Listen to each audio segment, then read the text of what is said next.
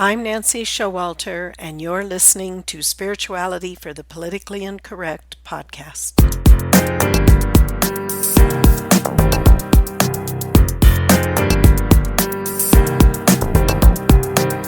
Welcome, all radical paradigm shifters and creative change makers. You who dare to create a better life and a better world. Tap into the power that resides within you and use that power for constructive change.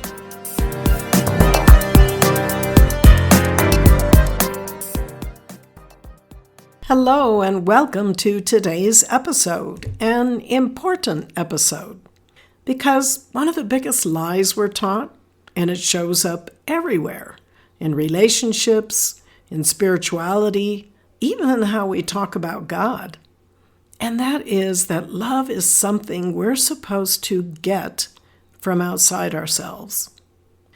We're told to go find it, earn it, deserve it, chase it, fix ourselves enough so someone else will finally give it to us.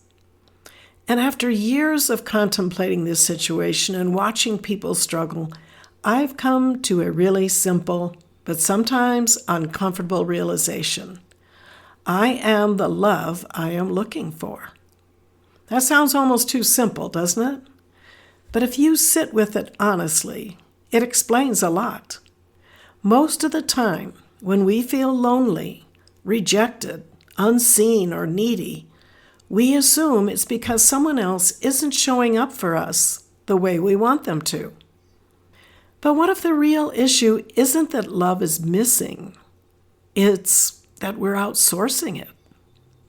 For me, when I finally stopped waiting for love and acceptance to come from outside me and started practicing being loving toward myself, something remarkable happened. I found that I needed less from other people.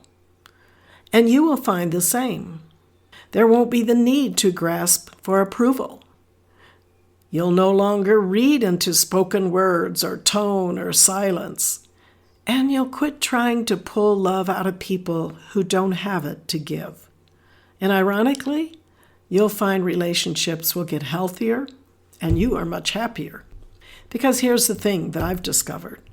People can feel neediness. They may not be able to explain it, but they feel it.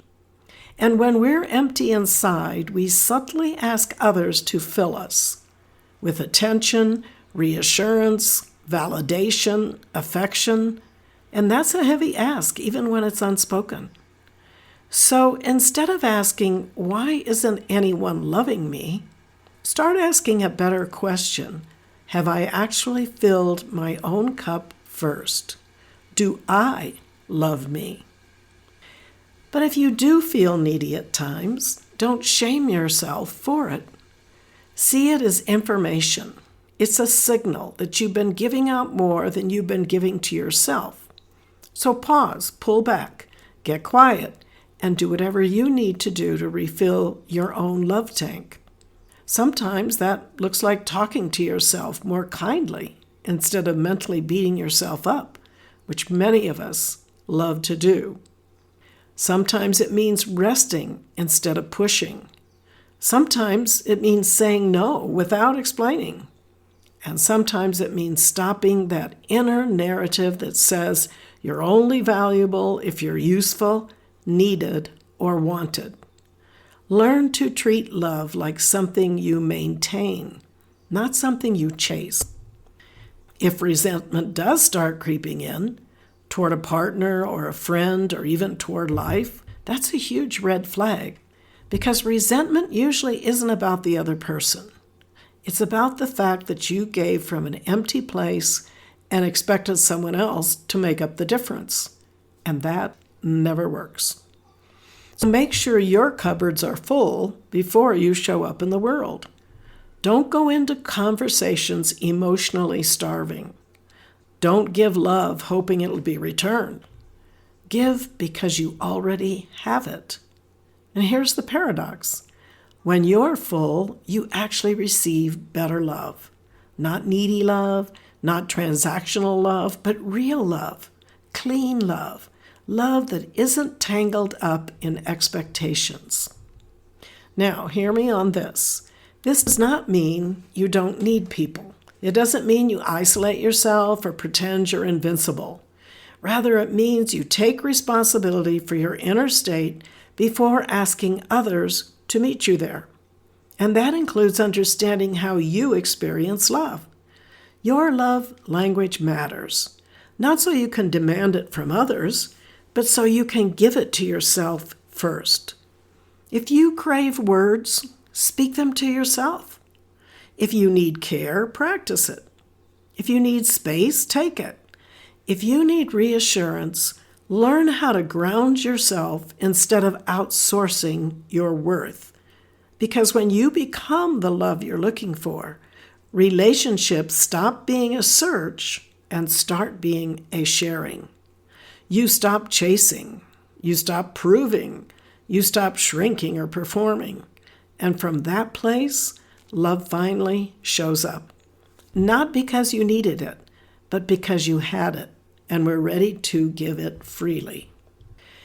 So maybe the real spiritual question isn't asking, who will love me? Maybe it's asking, how can I love myself more fully? Today, honestly, without pretending. Remember, the second greatest commandment that Jesus taught, love thy neighbor as thyself. This implies you must first love yourself.